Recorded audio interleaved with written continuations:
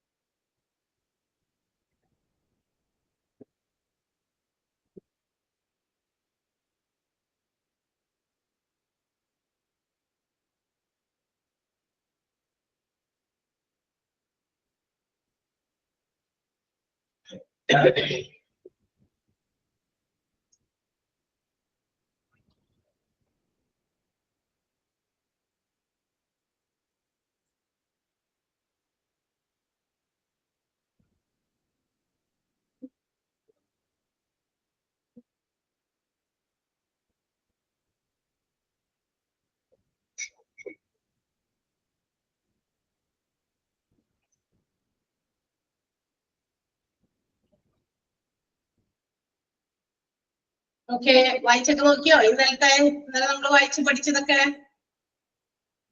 Okay, അടുത്ത ഭാഗത്തേക്ക് പോയാലോ?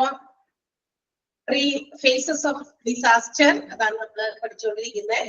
അതില് pre disaster phase, risk assessment വരെ പഠിച്ചു നമ്മൾ. അതെ, pre disaster phase, alert phase, impact phase, then post impact. Post ഇമ്പാക്ടിന്റെ സ്പെല്ലിംഗിൽ എന്തോ ഒരു കുഴപ്പമുണ്ടല്ലേ? നിങ്ങളുണ്ടോ? ഇമ്പാക്ട്, IMPACT എന്നാണ് കേട്ടോ. മറ്റേ പിക്ക് പകരം അവിടെ വേറെ എന്തോ ഒരു സിമ്പിൾ ആണ് വന്നിരിക്കുന്നത്, അത് പി ആണ് എന്ന് മനസ്സിലാക്കുക.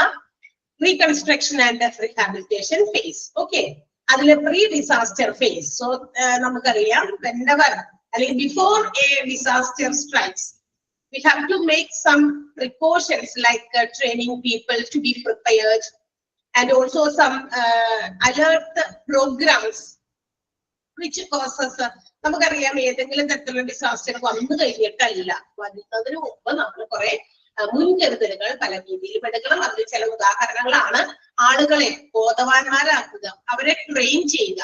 അതായത് ഡിസാസ്റ്റർ ഫേസ് ചെയ്യുന്നവരെയും ആൻഡ് ഓൾസോ ഡിസാസ്റ്ററിൽ എന്താ പറയാ, നമുക്ക് ആർക്കാണ് ഏറ്റവും കൂടുതൽ പങ്കുവഹിക്കാനുള്ള അവർക്കൊക്കെ വേണ്ട ട്രെയിനിങ് ഒക്കെ ആവശ്യത്തിന് പ്രൊവൈഡ് ചെയ്യുക.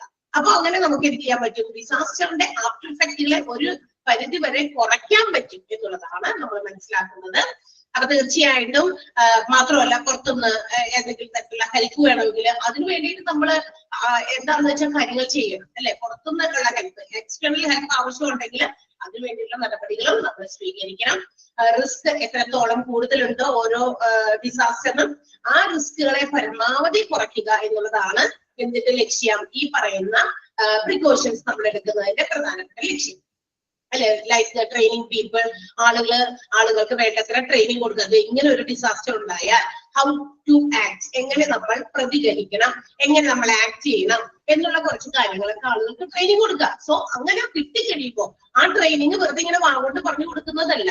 മോറോവർ അതിനേക്കാൾ ഉപരി അത് എന്താ പറയാ, ട്രെയിൻ ചെയ്യുന്നത് ഡെമോ പോലെയൊക്കെ അല്ലെ. ആക്ച്വലി അങ്ങനെ ഒരു ഡിസാസ്റ്റർ ഒക്കർ ചെയ്യുന്നത് പോലെ എന്താ പറയാ, ഒരു പ്രിട്ടൻഡ് ചെയ്ത് നമ്മൾ അതാണെന്ന് വിചാരിച്ച് ആ ഒരു സാഹചര്യമാണ് ഫേസ് ചെയ്യുന്നതെന്നുള്ള ആ ഒരു സിറ്റുവേഷനൊക്കെ ക്രിയേറ്റ് ചെയ്തിട്ട് അതനുസരിച്ച് ആളുകളെ കൊണ്ട് ആക്ട് ചെയ്യണം. അങ്ങനെ ഉണ്ടെങ്കിൽ മാത്രമാണ്. അല്ലെങ്കിൽ വാങ്ങുന്നു പറഞ്ഞു കഴിഞ്ഞാൽ ഓക്കെ, അത് കേട്ടു, നമ്മൾ എന്ത് ചെയ്യും, ആരെങ്കിലും ചെയ്യട്ടെ, മറ്റുള്ളവർ ചെയ്യട്ടെ എന്നുള്ള ഒരു മൈൻഡിലിരിക്കും. പക്ഷെ അതേസമയം ഇതിങ്ങനെ അവരെ കൊണ്ട് കൃത്യമായിട്ട് ആക്ട് ചെയ്യിപ്പിച്ച് അതേ സാഹചര്യങ്ങൾ സൃഷ്ടിച്ച് നമ്മൾ എന്ത് ചെയ്യുന്നു, ആക്ട് ചെയ്യിപ്പിക്കുമ്പോ ലൈക്ക് സ്കൂളുകളിലൊക്കെ ഇപ്പൊ അങ്ങനെ ചെയ്യുന്നുണ്ട്. ഇന്നലെ ഞാൻ പറഞ്ഞിരുന്നു അല്ലെ.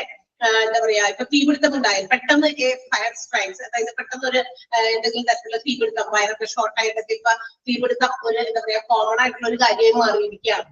അപ്പൊ അങ്ങനത്തെ പ്രശ്നങ്ങളൊക്കെ ഉണ്ടാകുമ്പോ പെട്ടെന്ന് ഇത് ഭയങ്കരമായിട്ട് ബ്ലാസ്റ്റ് ചെയ്ത് പെട്ടെന്ന് എന്താ പറയാ കുറെ ഭയങ്കരമായിട്ടുള്ള നാശനഷ്ടങ്ങൾക്കും ഹ്യൂമൻ ലോസിനും ഒക്കെ വഴിതെളിക്കുന്നുണ്ട്. അപ്പൊ അതിനെയൊക്കെ കുറയ്ക്കാൻ നമ്മൾ എന്താണ് ചെയ്യേണ്ടത്? അതിനുള്ള ട്രെയിനിങ് ആളുകളെ പരിശീലിപ്പിക്കലാണ്. പ്രാക്ടിക്കലി അത് ചെയ്യാനായിട്ട് അവരെ എന്താ പറയാ ട്രെയിൻ ചെയ്യുക.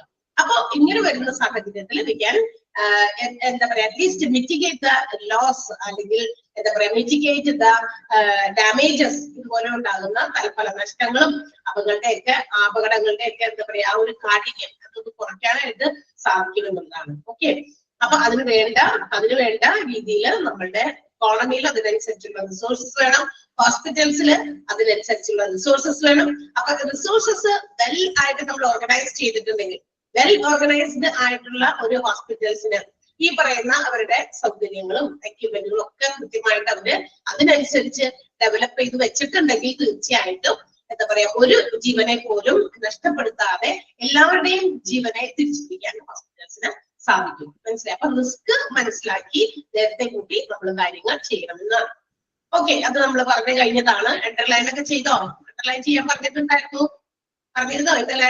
ഓക്കെ, നെക്സ്റ്റ് ട്രെയിനിങ് ആണ്.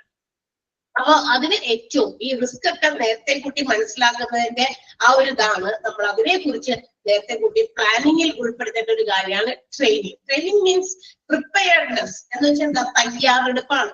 ട്രെയിനിങ് എന്ന് പറഞ്ഞാൽ ഒരു തയ്യാറെടുപ്പാണ്. എന്തിനും നമ്മൾ ട്രെയിനിങ് കൊടുക്കുന്നത് എന്താ? ഒരു തയ്യാറെടുപ്പാണ്. മുന്നിൽ നമുക്കുള്ള എന്തോ കാര്യത്തിന് വേണ്ടിയിട്ട് നമ്മളെ ഒരുക്കുന്നു, അല്ലെ, പരിശീലിപ്പിക്കുന്നു. അത് പ്രാക്ടിക്കലി, മെന്റലി, എവറിത്തിങ്, അല്ലെ, ഏത് രീതിയിലാണെങ്കിലും എന്താ പറയാ സ്കിൽഫുള്ളി ഒരു കാര്യം നടത്താനായിട്ട് നമ്മളെ എന്താ പറയാ മനസ്സിലാക്കി തരുന്ന ഒരു കാര്യമാണ് ട്രെയിനിങ് എന്ന് പറയുന്നത്. അപ്പോൾ ഡിസാസ്റ്റേഴ്സിലും അതെ, such type of training is very necessary. That means to be prepared. എല്ലാവരും ഒരുങ്ങിയിരിക്കുക ഡിസാസ്റ്റേഴ്സിനെയും എന്ത് ചെയ്യാൻ, വളരെ സക്സസ്ഫുൾ ആയിട്ട് നമ്മൾ ഹാൻഡിൽ ചെയ്യാൻ വേണ്ടി. സക്സസ്ഫുൾ ആയിട്ട് ഹാൻഡിൽ ചെയ്യുക എന്ന് പറഞ്ഞാൽ ഡിസാസ്റ്ററിനെ നമുക്ക് എങ്ങനെയാ സക്സസ്ഫുള്ളി ഹാൻഡിൽ ചെയ്യാൻ എന്ന് പറഞ്ഞാൽ ഇന്നലെ നമ്മൾ പറഞ്ഞു ഡിസാസ്റ്ററിന്റെ primary causes cannot be preventable, അല്ലെ. നമുക്ക് അതിന്റെ പ്രാഥമികമായിട്ടുള്ള കാരണങ്ങളൊന്നും നമുക്ക് തടയാനോ അല്ലെങ്കിൽ എന്താ പറയാ നമുക്ക് നമ്മളെ കൊണ്ട് പറ്റില്ല അതിനെ തടഞ്ഞു നിർത്താനായിട്ട്. അത് ഒക്കെ ചെയ്യും, തീർച്ചയായിട്ടും അത് ഉണ്ടാകും. പക്ഷെ അതിൽ നിന്നുണ്ടാകുന്ന നഷ്ടങ്ങളെയും അതിനകത്തുള്ള റിസ്കുകളെയും പരമാവധി കുറയ്ക്കുക എന്നുള്ളതാണ് നമ്മളുടെ ലക്ഷ്യം. അപ്പൊ അങ്ങനെയുള്ള ലക്ഷ്യങ്ങൾ നമ്മൾ എന്താ പറയാ സക്സസ്ഫുള്ളി കംപ്ലീറ്റ് ചെയ്യാൻ ട്രെയിനിങ് ഈസ് വെരി നെസസറി. തീർച്ചയായിട്ടും ട്രെയിനിങ് വളരെ ഇമ്പോർട്ടന്റ് ആണ്. അപ്പൊ പ്രീ ഡിസാസ്റ്റർ ഫേസില് ഈ ട്രെയിനിങ് എന്ന് പറയുന്നത് to develop the skill, knowledge of the people. അതിൽ ഉൾപ്പെടുന്ന ആ ഡിസാസ്റ്ററുമായിട്ട് ബന്ധപ്പെട്ടിട്ടുള്ള ആളുകൾ, അവർക്ക് അവരുടെ സ്കില്ലുകളെ വർദ്ധിപ്പിച്ചെടുക്കുക, അതിന് വേണ്ടിയിട്ടുള്ള ട്രെയിനിങ് എന്ത് ചെയ്യുക, കൊടുക്കുക എന്നുള്ളതാണ് പ്രീ ഡിസാസ്റ്റർ ഫേസിന്റെ ഏറ്റവും ഇമ്പോർട്ടന്റ് ആയിട്ടുള്ള എയിം എന്ന് പറയുന്നത്. ക്ലിയർ ആയോ? അപ്പൊ അതിന്റെ ആ രീതിയിൽ കുറച്ച് ഇഫക്റ്റീവ് ആയിട്ട് ചെയ്യാൻ പറ്റുന്ന ചില നേരത്തെ കൂട്ടി നമുക്ക് പ്ലാൻ ചെയ്യാൻ പറ്റുന്ന ചില കാര്യങ്ങൾ ഇവിടെ കൊടുത്തിട്ടുണ്ട്. നോക്കുക. അപ്പൊ the aim of training the pre-disaster phase is to develop the skills. ചില സ്കില്ലുകൾ വർദ്ധിപ്പിച്ചെടുക്കുക എന്നുള്ളതാണ് ട്രെയിനിങ്ങിന്റെ ലക്ഷ്യം. ഏതില്? പ്രീ ഡിസാസ്റ്റർ ഫേസിലുള്ള ട്രെയിനിങ്ങിന്റെ ലക്ഷ്യം. അപ്പൊ അത് എന്തൊക്കെ കാര്യങ്ങൾക്ക് വേണ്ടിയിട്ടാണ് നോക്കിയേ. ഒന്ന്, effective personal protection from falling debris. എന്താണത്? Effective personal protection. സ്വന്തമായിട്ട് നമ്മളുടെ പ്രൊട്ടക്ഷൻ നമ്മൾ ഇഫക്റ്റീവ് ആയിട്ട് എന്ത് ചെയ്യണം, സാധ്യമാക്കണം. എനിക്കിപ്പോ എന്താ പറയാ, ഇപ്പോ ഏതെങ്കിലും തരത്തിലുള്ള ഡിസാസ്റ്റർ ലൈക്ക് എർത്ത് ക്വേക്ക് അല്ലെങ്കിൽ ലാൻഡ് സ്ലൈഡ്, ഇപ്പൊ എന്ത് ചെയ്യും, മുകളിൽ നിന്നൊക്കെ ഇങ്ങനെ വലിയ ഭാരപ്പെട്ട വല്ല സാധനങ്ങളൊക്കെ എന്ത് ചെയ്യും. ഓക്കെ, ഒന്ന് പറഞ്ഞു കൊടുത്തേ കേട്ടോ. പേജ് നമ്പർ നിങ്ങളുടെ കയ്യിലാണ് പേജ് നമ്പർ. ഇവിടുത്തെ പേജ് നമ്പർ നോക്കിയാൽ തന്നെയാണെന്ന് എനിക്കറിയില്ല.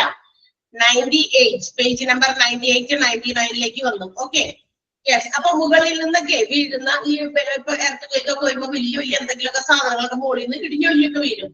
അപ്പൊ ഇതിൽ നിന്ന് നമ്മൾ സ്വയം രക്ഷിക്കണം. അതിന് ഇഫക്റ്റീവ് ആയിട്ടില്ല. അതായത് മുകളിൽ നിന്ന് പെട്ടെന്ന് എന്തെങ്കിലും സാധനങ്ങൾ എർത്ത് കേക്ക് ഉണ്ടാകുന്നു, അപ്പൊ മുകളിൽ നിന്ന് എന്തെങ്കിലും ഇപ്പൊ നമ്മൾ വലിയ കെട്ടിടത്തിന്റെ ഉള്ളിലൊക്കെ നിൽക്കുകയാണെങ്കിൽ ഔട്ട്സൈഡ് പെട്ടെന്ന് തന്നെ അവിടെ നിന്ന് പുറത്തേക്ക് ഇറങ്ങണം. വീടിനൊക്കെ കുലുക്കൽ തട്ടിയാല് അത് പുറത്ത് എന്താ പറയാ വലിയ സാധനങ്ങളൊക്കെ വന്നിട്ട് നമ്മുടെ മെത്തേക്കൊക്കെ വീഴും, അതിന്റെ അടിയിൽപ്പെട്ട് പോകും. വെരി റിസ്ക്, അല്ലെ, വളരെ റിസ്ക് പിടിച്ച കാര്യമാണ്. അപ്പൊ ഇഫക്റ്റീവ് ആയിട്ട് പേഴ്സണൽ പ്രൊട്ടക്ഷൻ എല്ലാവരും സ്വന്തമായിട്ട് ചിന്തിക്കണം, അല്ലെ. എന്റെ പേഴ്സണൽ പ്രൊട്ടക്ഷൻ നമ്മൾക്ക് പറ്റുന്ന ആളുകളെ രക്ഷിക്കുക എന്നുള്ളത് തന്നെയാണ്. മുകളിൽ നിന്ന് വീഴുന്ന വലിയ വലിയ വസ്തുക്കളിൽ നിന്നും സ്വയം രക്ഷ നേടുക. അതിന് വേണ്ടിയിട്ടുള്ള എന്താ പറയാ ഇഫക്റ്റീവ് ആയിട്ടുള്ള മെഷേഴ്സ് അവരവൻ തന്നെ പേഴ്സണൽ ആയിട്ട് സ്വീകരിക്കുക. Prompt rescue of the wounded. ഇനി നമ്മൾ രക്ഷപ്പെട്ടാൽ നമ്മൾ ചെയ്യേണ്ടത് എന്താണ്? അടുത്തതായി ചെയ്യേണ്ടത് നമ്മളുടെ എന്താ പറയാ ഏതെങ്കിലും തരത്തില് മുറിവുകളോ വലിയ ഇഞ്ചുറീസോ ഒക്കെ ആയിട്ട് കിടക്കുന്ന ആൾക്കാരുണ്ടെങ്കിൽ പെട്ടെന്ന് അവരെ റെസ്ക്യൂ ചെയ്യുക. എന്താണ്? അവരെ സുരക്ഷിതമായ സ്ഥലത്തേക്ക്, ഹോസ്പിറ്റൽസിലേക്കോ മറ്റു സ്ഥലത്തേക്ക് വേഗം രക്ഷപ്പെടുത്തുക. അവരെ പ്രോംപ്റ്റ് ആയിട്ട്, അവിടെ ചിന്തിച്ചിട്ട് സമയമില്ല, പ്രോംപ്റ്റ് ആയിട്ടാണ്, ഇമ്മീഡിയറ്റ്ലി വിത്തിൻ നോ ടൈം, ഒരു സമയം പോലും മിനിറ്റ് പോലും കളയാതെ പെട്ടെന്ന് അങ്ങനെയുള്ള ആളുകളെ വേഗം രക്ഷിച്ചെടുക്കുക. നമ്മളെ കൊണ്ട് മാത്രം പറ്റുന്നില്ലെങ്കിൽ എത്രയും പെട്ടെന്ന് അടുത്തുള്ളവരിൽ നിന്നോ പുറത്തുള്ളവരിൽ നിന്നോ എവിടെ നിന്നാണ് നമുക്ക് സഹായം ആവശ്യമുള്ളത് പെട്ടെന്ന് അവരെ വിളിക്കാനോ കോണ്ടാക്ട് ചെയ്യാനോ ഇന്ന് ഒരുപാട് മാർഗങ്ങളുണ്ട് അല്ലെ. പണ്ടത്തെ രീതിയൊന്നുമല്ല, ഒരുപാട് മാർഗങ്ങളുണ്ട്. ഏതെങ്കിലും രീതിയിൽ ആളുകളെ വിളിച്ചു കൂട്ടിയൊക്കെ പെട്ടെന്ന് ഈ മുറിവേറ്റവരെയൊക്കെ രക്ഷപ്പെടുത്തുക. Triage the wounded. That means to sort the wounded. അതായത് ഈ പറയുന്ന മുറിവുകൾ പറ്റിയിരിക്കുന്നവരിൽ നിന്ന് പെട്ടെന്ന് ആദ്യം കൂടുതൽ എന്താ പറയാ സീരിയസ് ആയിട്ടുള്ളവരെയാണ് നമ്മൾ എന്ത് ചെയ്യുക, ഹോസ്പിറ്റൽസിലേക്ക് വേഗം എത്തിക്കേണ്ടത്. അപ്പൊ അങ്ങനെയുള്ള സോർട്ടിങ് നടത്തുക. സോർട്ടിംഗ് എന്നാണ് ട്രയേജിന്റെ മീനിങ്. സോർട്ട് ചെയ്യാന്ന് പറഞ്ഞാൽ എന്താ, തരംതിരിക്കുക എന്ന് നമ്മൾ പറയില്ലേ. നമ്മള് ബാങ്കുകളിലൊക്കെ, ബാങ്കുകളിൽ മാത്രമല്ല പല ബിസിനസ് സ്ഥാപനങ്ങളിലും നമ്മൾ ചെന്ന് കഴിയുമ്പോ നോട്ടുകൾ എന്താ പറയാ ഇങ്ങനെ സോർട്ട് ചെയ്ത് പല ബോക്സിലാക്കി. ഇപ്പൊ ലുലുവിലൊക്കെ നമ്മൾ ചെല്ലുമ്പോയി അവിടെ ഒരു പ്രത്യേക രീതിയിലുള്ള എന്താ പറയാ അവരുടെ ക്യാബിനാണ്. അതിനകത്ത് അവർ ആ പൈസ ഇട്ട് വെച്ചിരിക്കുന്നത് കണ്ടാൽ നിങ്ങൾക്ക് അറിയാം അല്ലെ. ഓരോ നോട്ട് അതിനെ സോർട്ട് ചെയ്തിട്ടാണ് അതിനകത്ത്, എല്ലാം കൂടി കൂട്ടി കലർത്തിയല്ല. പണ്ടൊക്കെ അങ്ങനെയാണ്, കടയിലൊക്കെ ചെല്ലുമ്പോൾ ആ പെട്ടിനുള്ളിലേക്ക് ഏത് നോട്ട് കിട്ടുന്നത് അങ്ങനെ ഇടും, അതിൽ നിന്ന് തന്നെ ചിലരെടുത്ത് അങ്ങോട്ട് കൊടുക്കും. പക്ഷെ അത് നമുക്ക് സോർട്ട് ചെയ്ത് വെച്ചാൽ കുറച്ചുകൂടി കൺവീനിയന്റ് ആണ്. എന്തിന്, ബാക്കി കൊടുക്കാനേ, ബാലൻസ് കൊടുക്കാനൊക്കെ എത്രയൊക്കെ ഇതൊക്കെ എടുക്കുമെന്ന് അന്നേരം പെട്ടെന്ന് എടുക്കാൻ പറ്റും. അപ്പൊ ഇതുപോലെ വൂണ്ടഡിനെ നമ്മൾ എന്ത് ചെയ്യുക, സെപ്പറേറ്റ് ചെയ്യുക.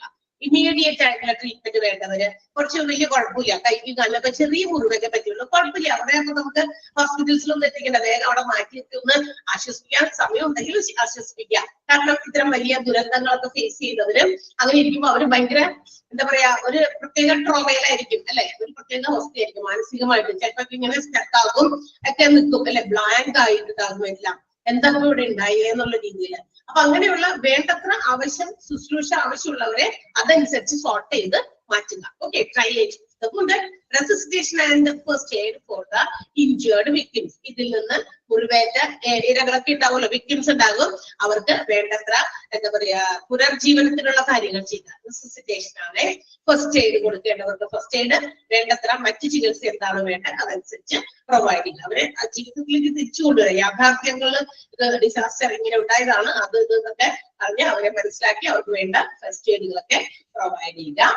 Pre-positioning of relief supplies needed for the post-impact phase. അതിനുശേഷം എന്ത് ചെയ്യണം, നമ്മള് ഇതിന് ഡിസാസ്റ്റർ ഉണ്ടാകുന്ന സാഹചര്യങ്ങളിൽ നമുക്ക് അവർക്ക് ആ ഡിസാസ്റ്റർ കഴിഞ്ഞു അതിന്റെ തൊട്ടടുത്ത സമയങ്ങളില് ഈ പറയുന്ന അതിൽ നിന്നുണ്ടായ വിക്ടിംസിനെയും അല്ലെങ്കിൽ ബാക്കിയുള്ളവരെയും വേറെ കുഴപ്പമൊന്നും പറ്റാതെ തലനാരിഴയ്ക്ക് രക്ഷപ്പെട്ടവരെയും അവർക്കൊക്കെ വേണ്ടിയിട്ടുള്ള റിലീഫ് പ്രോഗ്രാമുകളാണ് നമ്മൾ ചെയ്യുന്നത്, റിലീഫിംഗ് കാര്യങ്ങൾ. അപ്പൊ അതിന് വേണ്ടിയിട്ടുള്ള സപ്ലൈസ് എന്ന് വെച്ചാൽ എന്താ, ദുരിതാശ്വാസ കാര്യങ്ങൾക്ക് വേണ്ടിയിട്ടുള്ള എന്താ പറയാ എസെൻഷ്യൽ മെഡിസിൻസ്. ചില ആൾക്കാര് സ്ഥിരമായി മരുന്ന് കഴിക്കുന്നവരുണ്ടായിട്ടുണ്ടാകും. ഈ ഉണ്ടായപ്പോ മരുന്ന് മറന്നൊന്നും എടുത്തോണ്ട് ഓടാൻ പറ്റിയിട്ടുണ്ടാവില്ല. അപ്പൊ അങ്ങനെ സ്ഥിരം മരുന്ന് കഴിക്കുന്നവർക്ക് ആ ഒരു ടൈമിങ്ങിൽ അവർക്ക് മരുന്ന് കഴിച്ചില്ല എങ്കിൽ ഉണ്ടാകാവുന്ന പല രോഗങ്ങളുടെ അവസ്ഥകൾ മാറാൻ സാധ്യത. സോ ആവശ്യത്തിന് എസെൻഷ്യൽ മെഡിസിൻസ്, പിന്നെ എന്താ പറയാ ബ്ലാങ്കറ്റ് പോലെയുള്ള കാര്യങ്ങള്, പിന്നെ അവരെ പാർപ്പിക്കാൻ, അവർ എവിടെയെങ്കിലും ഒന്ന് വെയിലും മഴയൊന്നും കൊള്ളാതെ ഒന്ന് എവിടെയെങ്കിലും എന്താ പറയാ ഹാബിറ്റേറ്റ് ചെയ്യണമല്ലോ, അപ്പൊ അതിന് വേണ്ടിയിട്ടുള്ള ടെന്റുകള്, ഇങ്ങനെയുള്ള കാര്യങ്ങൾക്ക് വേണ്ടിയിട്ടുള്ള നടപടികള് നേരത്തെ തന്നെ സ്വീകരിച്ചു വെച്ചേക്കണം. അതിനുള്ള കാര്യങ്ങൾ നമ്മൾ എന്താ ചെയ്യണ്ടേ അതൊക്കെ നമ്മുടെ ഈ പ്ലാനിങ്ങിൽ ഉൾപ്പെടുത്തണം. മനസ്സിലായോ? പിന്നെ establishment of temporary water supplies, താൽക്കാലികമായ വെള്ളം. ഇവർക്ക് നമുക്കറിയാം വെള്ളം വളരെ അത്യാവശ്യമുള്ള ഒരു സാധനമാണ്. നമ്മുടെ രാവിലെ എഴുന്നേൽക്കുമ്പോൾ മുതൽ ഓരോ കാര്യത്തിനും ഒരു ഗ്ലാസ് വെള്ളമെങ്കിലും കുടിക്കണ്ടേ അല്ലെ, വേറെ ഒന്നും കിട്ടിയില്ലെങ്കിലും. അതുപോലെ തന്നെ മുഖം കഴുകാൻ, കൈയും കാലൊക്കെ വൃത്തിയാക്കാൻ ഒക്കെ നമുക്ക് ആവശ്യമാണ്. അപ്പൊ ആവശ്യത്തിന് ടെമ്പററി ആയിട്ട് വെള്ളം ലഭ്യമാകുന്ന കാര്യങ്ങളൊക്കെ ഇതിനകത്ത് ഉൾപ്പെടുത്തും. Allocation of responsibilities for different relief activities towards. അതായത് എന്താ പറയാ ഓരോ ഈ നമ്മുടെ ഈ പറയുന്ന ദുരിതാശ്വാസത്തിന്റെ സ്ഥലത്ത് മറ്റൊരു പ്രത്യേകത ഉണ്ടാവുക എന്താണെന്നറിയോ, ഓരോരുത്തർക്ക് എല്ലാവരും കൂടി ചിലപ്പോ ഉണ്ടാകുന്ന സിറ്റുവേഷനെ കുറച്ചുകൂടി വേഴ്സ്റ്റ് ആക്കും, മോശമാക്കും. അങ്ങോട്ടും ഇങ്ങോട്ടൊക്കെ എന്താ പറയാ ഇപ്പൊ ഞാൻ കുറെ കാര്യങ്ങൾ ചെയ്യുന്നു, വേറെ ആൾക്കാർ കുറെ കാര്യങ്ങൾ ചെയ്യുന്നു, പിന്നെ എന്താ പറയാ മറ്റുള്ളവരെ കാണിക്കാനോ മറ്റു കാര്യങ്ങൾക്കൊക്കെ വേണ്ടിയിട്ട് സ്വയം വലിയ ആളാകാനൊക്കെ വേണ്ടി ചില ആൾക്കാര് ഇങ്ങനെ എല്ലാത്തിലും കിടന്ന് ഇടപെടുന്നു. അപ്പൊ എല്ലാത്തിലും അങ്ങനെ ഇടപെടുമ്പോ ചില സ്ഥലങ്ങളില് അവർക്ക് വേണ്ടത്ര സേവനങ്ങൾ ലഭ്യമാകുന്നില്ല, ചിലർക്ക് ആവശ്യത്തിൽ കൂടുതൽ കിട്ടുന്നു, അങ്ങനെയുള്ള ബുദ്ധിമുട്ടുകളൊക്കെ വരും. അത്തരം കാര്യങ്ങളൊക്കെ ഇല്ലാതിരിക്കാൻ അലോക്കേറ്റ് ദ റെസ്പോൺസിബിലിറ്റീസ്. കുറച്ച് വിഭാഗം ആളുകൾക്ക് അവരവരുടെ ഉത്തരവാദിത്തങ്ങൾ ഏൽപ്പിച്ചു കൊടുക്കുക. നേരത്തെ തന്നെ നീ ഇന്ന കാര്യമാണ് ചെയ്യുന്നത്, നീ ഇന്ന കാര്യം. അപ്പൊ ആ ഉത്തരവാദിത്തങ്ങളിൽ ഒതുങ്ങി നിന്ന മറ്റുള്ള തരത്തിലുള്ള ചാവോസ്, മറ്റ് എന്താ പറയാ പ്രശ്നങ്ങൾ, കൺഫ്യൂഷൻസ് ഒക്കെ ഒഴിവാക്കാനായിട്ട് ഒരു പരിധിവരെ ഹെൽപ്പ് ചെയ്യും. സോ ഇതെല്ലാം നമ്മളുടെ പ്രീ ഡിസാസ്റ്റർ ഫേസിൽ ട്രെയിനിങ്ങിൽ ഉൾപ്പെടുത്തേണ്ട കാര്യങ്ങളാണെന്നാണ് പറഞ്ഞത്. ക്ലിയർ ആയോ? ഇങ്ങനെയുള്ള ചില സ്കിൽസ് ഡെവലപ്പ് ചെയ്ത് എടുക്കണം. ഓക്കെ, അപ്പൊ ആ ഒരു പോയിന്റുകൾ, ആ ഒരു സെന്റൻസ് അടക്കം കേട്ടോ, ആ ഏതൊക്കെയാണ് അതിനകത്ത് വരിക എന്ന് പറഞ്ഞിട്ട് ചോദിക്കാൻ സാധ്യതയുണ്ട്. ആ ഒരു സെന്റൻസ് അടക്കമാണ്, കാരണം സെന്റൻസ് ഇസ് ദ ക്വസ്റ്റ്യൻ, അതാണ് നമ്മളുടെ ചോദ്യമായിട്ട് ഉണ്ടാവുക. അപ്പൊ ഈ പറയുന്ന പോയിന്റുകൾ ഒന്ന് അണ്ടർലൈൻ ചെയ്ത് വെക്കുക, അല്ലെങ്കിൽ തിരിച്ചു വെക്കാം. 7 കേട്ടോ. എഫക്റ്റീവ് 7 അതെ 7. Effective personal protection from falling debris, മുകളിൽ നിന്ന് വീഴുന്ന അവശിഷ്ടങ്ങളിൽ നിന്ന് സ്വയം എന്താ പറയാ രക്ഷ നേടുക. അതിന് വേണ്ടിയിട്ടുള്ള തയ്യാറെടുപ്പ്, അതൊക്കെ ട്രെയിനിങ്ങിൽ ഉൾപ്പെടുത്തണം. എങ്ങനെയാണ് അതിന് ചെയ്യേണ്ടേ? prompt rescue of the wounded, നമ്മൾ മാത്രം രക്ഷപ്പെട്ടവര്, നമ്മളുടെ കൂടെ ഉണ്ടായിരുന്നവര് എന്തെങ്കിലും തരത്തില് എന്താ പറയാ മുറിവുകളോ മറ്റു വൂൺസ് ഒക്കെ ആയിട്ട് അവിടെ കിടക്കുന്നുണ്ടെങ്കിൽ അവർ വേഗം രക്ഷപ്പെടുത്തുക. ട്രയലേജ് ഓഫ് ദ വൂണ്ടഡ്, വൂണ്ടഡിൽ നിന്ന് ഇഞ്ചുറീസ് വന്നിരിക്കുന്നവരിൽ നിന്ന് ഏറ്റവും കൂടുതൽ പെട്ടെന്ന് എന്താ പറയാ ട്രീറ്റ്മെന്റ് കിട്ടുന്നവരെ അതനുസരിച്ചിട്ട് വേഗം തന്നെ സോർട്ട് ചെയ്ത് കൊണ്ടുപോകുക. Resuscitation and first aid for the injured victims, first എയ്ഡും പുനർജീവനത്തിനുള്ള കാര്യങ്ങളും പെട്ടെന്ന് ചെയ്യുക. Pre positioning of relief supplies, ദുരിതാശ്വാസ സാധന സാമഗ്രികളൊക്കെ പോസ്റ്റ് ഇമ്പാക്ട് ഫേസിൽ, അതായത് നമ്മുടെ ഈ ഡിസാസ്റ്റർ ഒക്കെ കഴിഞ്ഞതിന് ശേഷം ഉണ്ടാകുന്ന സമയത്ത് വേണ്ടത്ര സാധന സാമഗ്രികളൊക്കെ നമുക്ക് കയ്യിലുണ്ടാവില്ല. അപ്പൊ അതൊക്കെ പ്രൊവൈഡ് ചെയ്യാനുള്ള കാര്യങ്ങൾ നേരത്തെ കൂടി പ്ലാൻ ചെയ്യണം. ലൈക്ക് സർജിക്കൽ ആയിട്ടുള്ള എക്യുപ്മെന്റുകള്, മെഡിസിൻസ് ആവശ്യമുള്ളത്, അതുപോലെ തന്നെ ബ്ലാങ്കറ്റ്, ടെന്റ്, അതൊക്കെ. പിന്നെ ടെമ്പററി വാട്ടർ സപ്ലൈ പ്രൊവൈഡ് ചെയ്യാനുള്ള കാര്യങ്ങള്. നമ്മുടെ റെസ്പോൺസിബിലിറ്റീസ്, ഇതിനകത്ത് പ്രവർത്തിക്കുന്ന ഈ റിലീഫ് ആക്ടിവിറ്റീസിൽ പ്രവർത്തിക്കുന്ന ആളുകൾക്ക് അവർക്ക് ചെയ്യാൻ പറ്റുന്ന കാര്യങ്ങൾ ഉത്തരവാദിത്തത്തോടെ അലോക്കേറ്റ് ചെയ്ത് കൊടുക്കുക. ഉത്തരവാദിത്തങ്ങൾ കൃത്യമായിട്ട് അലോക്കേറ്റ് ചെയ്യാം. അത് ഈ പറയുന്ന ചാവോസ് എന്താ പറയാ അവോയ്ഡ് ചെയ്യാൻ വേണ്ടിയിട്ടാണ്, കൺഫ്യൂഷൻസ് അവോയ്ഡ് ചെയ്യാനാണ്. ഓക്കെ, മനസ്സിലായല്ലോ? അത്രയും പോയിന്റ് അണ്ടർലൈൻ ചെയ്യാം. Next one is alert phase. ഇത് നമ്മളുടെ അടുത്ത ഫേസ് ആണ്. ഡിസാസ്റ്ററിന്റെ നെക്സ്റ്റ് ഫേസ് ആണ് അലേർട്ട്. അലേർട്ട് എന്ന് പറഞ്ഞാൽ എന്താ? അലേർട്ട്, ജാഗ്രത അല്ലെ? ജാഗ്രതയാണ് വേണ്ടത് അല്ലെ? അപ്പൊ ജാഗ്രത പാലിക്കണം. നമ്മൾ പല ഡിസാസ്റ്ററിനെയും നമ്മൾ ഫേസ് ചെയ്യുമ്പോൾ നമ്മളിങ്ങനെ പേടിച്ച് മാറി നിന്ന് ആക്ട് ചെയ്യാതെ അല്ലെങ്കിൽ റെസ്പോണ്ട് ചെയ്യാതെ മാറി നിന്നാൽ കാര്യമില്ല. ജാഗ്രത പാലിക്കാനായിട്ട് നമ്മൾ എന്ത് ചെയ്യണം? അതിനുള്ള കാര്യങ്ങൾ നമുക്ക് ഉണ്ടായിരിക്കണം, അതിനുള്ള ധൈര്യമൊക്കെ ഉണ്ടാകണം. അപ്പൊ അലർട്ട് ഫേസ് എന്ന് പറയുന്നത് it is the period when a disaster is developing. ജാഗ്രതയുടെ ആ സമയം എന്ന് പറയുന്നത് എപ്പോഴാണെന്ന് അറിയാമോ? ഡിസാസ്റ്റർ, ദുരന്തം ഇങ്ങനെ പതുക്കെ ഡെവലപ്പ് ചെയ്തുകൊണ്ടിരിക്കുന്ന സമയമാണ് അല്ലെ? നമ്മൾക്ക് കൊറോണയില് നമ്മളുടെ മുഖ്യമന്ത്രി നമുക്ക് അലേർട്ടിന് വേണ്ടിയിട്ടുള്ള ചില ഇതൊക്കെ നമുക്ക് പ്രൊവൈഡ് ചെയ്തു. വീഡിയോസിലൂടെയും വാർത്തകളിലൂടെയും ഇന്ന കാര്യങ്ങൾ, ജാഗ്രതയാണ് വേണ്ടത് എന്നൊക്കെ പറഞ്ഞുകൊണ്ട് എന്ത് ചെയ്യുക, എല്ലാവരും ജാഗ്രതയോടെ ഇരിക്കാൻ വേണ്ടിയിട്ട് കുറെ നിർദ്ദേശങ്ങളൊക്കെ എന്താ പറയാ ആ സമയങ്ങളിൽ ന്യൂസ് ഒക്കെ വെച്ചുകൊണ്ടിരിക്കുകയാണെങ്കിൽ നമുക്ക് വേറെ പരിപാടികളൊന്നും ഉണ്ടായിരുന്നില്ല, പുറത്തു പോലും ഇറങ്ങുന്നില്ല. അപ്പൊ ടിവിക്കകത്ത് ഇരുന്ന് നമ്മൾ കണ്ടോണ്ടിരുന്നു എന്തൊക്കെയാ നടക്കുന്നത് ലോകത്ത്, പുറത്തിറങ്ങുന്നില്ല അല്ലെ? അപ്പൊ നമ്മൾ അങ്ങനെയാണ് വാച്ച് ചെയ്തുകൊണ്ടിരുന്നത്. അപ്പൊ ഇടയ്ക്കിടയ്ക്ക് നമ്മുടെ മുഖ്യമന്ത്രി വന്നിട്ട് കുറെ നിർദ്ദേശങ്ങളൊക്കെ ഇങ്ങനെ കൊടുത്തുകൊണ്ടിരുന്നു അല്ലെ? നമ്മൾ ജാഗ്രതയ്ക്ക് വേണ്ടി ഇങ്ങനെ കാര്യങ്ങൾ ചെയ്യണം. ആ ഒരു കൊറോണയുടെ സമയത്ത് ഒരുപാട് പുതിയ കാര്യങ്ങൾ നമ്മൾ പഠിച്ചു. ഹാൻഡ് വാഷ് അല്ലെ, സാനിറ്റൈസർ, മാസ്ക് എന്നൊക്കെ പറയുന്ന കുറെ നിർദ്ദേശങ്ങളൊക്കെ നമ്മൾ എവിടെ പഠിച്ചത്? ഇതിനകത്ത് നമുക്ക് ഇതുപോലെയുള്ള നിർദ്ദേശങ്ങൾ മുഖ്യമന്ത്രി തന്നുകൊണ്ടിരുന്നു അല്ലെ? അപ്പൊ അത്തരം ആ ഒരു ഡിസാസ്റ്റർ ഇങ്ങനെ ഡെവലപ്പ് ചെയ്യാൻ സാധ്യതയുള്ള ഒരു പീരീഡ്, അതിനെയാണ് നമ്മൾ അലേർട്ട് ഫേസ് എന്ന് വിളിക്കുന്നത്.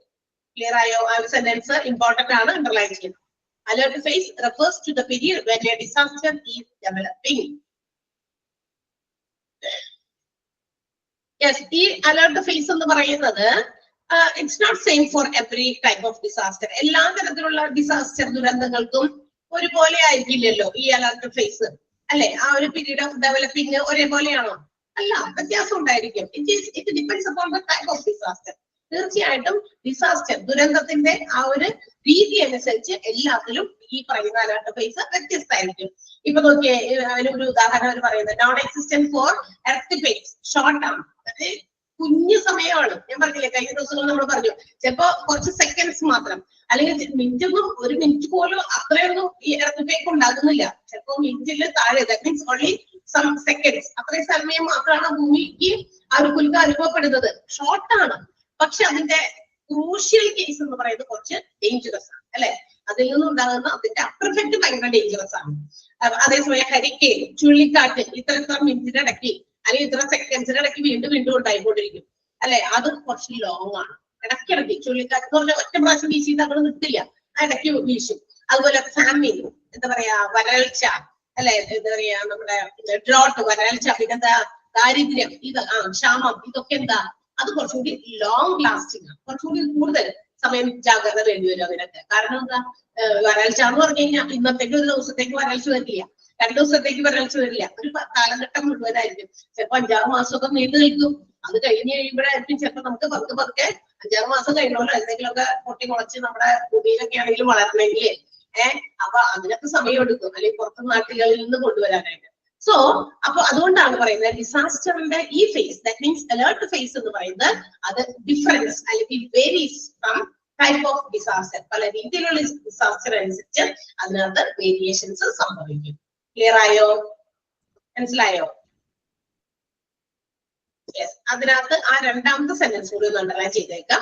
The duration of the alert phase varies according to the type of disaster. അവിടെ വരെ മതി, ഒരു എക്സാമ്പിൾ വേണ്ട. സോ ആ 2 സെന്റൻസ് ആണ് അലേർട്ട് ഫേസിൽ മാർക്ക് ചെയ്യേണ്ടത്. ഓക്കെ. അടുത്തത് ഇമ്പാക്ട് ഫേസ് ആണ്. അതെന്താ, അതാണ് ആ ശരിക്കുള്ള സമയം. പ്രീ ഡിസാസ്റ്റർ മുമ്പ് ദുരന്തമൊന്നും ഉണ്ടായിട്ടില്ല, ദുരന്തത്തിന് വേണ്ടി നമ്മൾ ഒരുങ്ങുന്നു, പല രീതിയിൽ മറ്റുള്ളവരെ ഒരുക്കുന്നു, പല സ്കില്ലുകൾ ഡെവലപ്പ് ചെയ്തെടുത്ത് അവരെ ഒരുങ്ങാനായിട്ടുള്ള അവയർനെസ് ക്ലാസ്സുകള്, പ്രോഗ്രാമുകള്, അല്ലെങ്കിൽ മോക്ക് ഡ്രിൽസ്, അല്ലെങ്കിൽ എന്താ പറയാ അങ്ങനത്തെ ഡെമോ കാര്യങ്ങള് ഒക്കെ ആളുകളിലേക്ക് എത്തിക്കുന്നു അല്ലെ, പല രീതിയിൽ എത്തിക്കുന്നു. ചിലപ്പോ വീഡിയോസ് ആകാം, ചില സ്ഥലങ്ങളിലെ എന്താ പറയാ ഇപ്പൊ പണ്ടൊക്കെ തെരുവ് നാടകം എന്നൊക്കെ പറഞ്ഞിട്ട് ഉണ്ടായിരുന്നു അല്ലെ. അതേസമയം ഇന്ന് പല കോളേജ് കുട്ടികളൊക്കെ എന്താ പറയാ ഇതുപോലുള്ള കാര്യങ്ങളൊക്കെ വരുമ്പോ അവർ തന്നെ സ്വന്തമായിട്ട് ഏതെങ്കിലുമൊക്കെ ബസ് സ്റ്റോപ്പിലോ മറ്റു സ്ഥലങ്ങളിലോ ഒക്കെ ഇങ്ങനെ ഒരു ചെറിയ പ്രോഗ്രാം പോലെ കണ്ടക്ട് ചെയ്യും. അപ്പൊ അതൊക്കെ മറ്റുള്ളവർക്ക് അവയർനെസ്സിന് വേണ്ടിയിട്ടാണ് അല്ലെ, അങ്ങനെയൊക്കെയുള്ള കാര്യങ്ങളൊക്കെ ഉണ്ടാക്കുന്നത്. അപ്പൊ അതൊക്കെയാണ് നമ്മൾ പ്രീ ഡിസാസ്റ്റർ ഫേസിൽ പഠിച്ചത്.